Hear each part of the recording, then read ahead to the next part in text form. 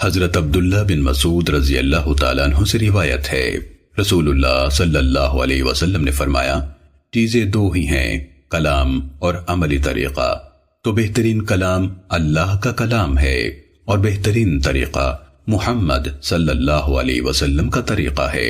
خبردار، نئے نئے کاموں سے بچو، سب سے برے کام وہ ہیں جو دین میں نئے ایجاد کیے گئے ہوں، اور ہر نو ایجاد عمل بدعت ہے اور ہر بدعت گمراہی ہے۔ خبردار، تم میں لمبی زندگی کا خیال پیدا نہ ہو جائے، ورنہ تمہارے دل سخت ہو جائیں گے۔ خبردار، جو کچھ آنے والا ہے وہ قریب ہی ہے، دور تو وہ ہے جو آنے والا نہیں۔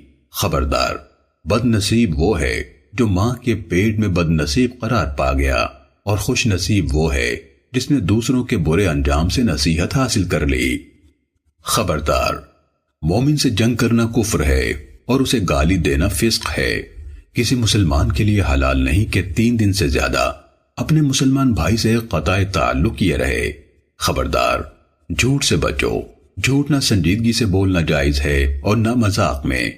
ایسا نہیں ہونا چاہیے کہ آدمی اپنے بچے سے کوئی وعدہ کرے پھر اسے پورا نہ کرے۔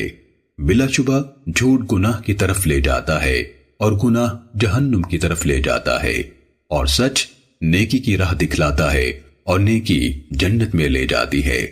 سچے کے بارے میں کہا جاتا ہے اس نے سچ بولا اور نیکی کا کام کیا، اور جھوٹے کو کہا جاتا ہے اس نے جھوٹ بولا اور گناہ کا ارتکاب کیا۔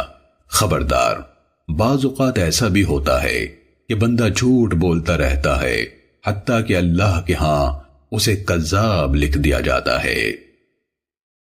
سننے ابن ماجہ حدیث نمبر 46۔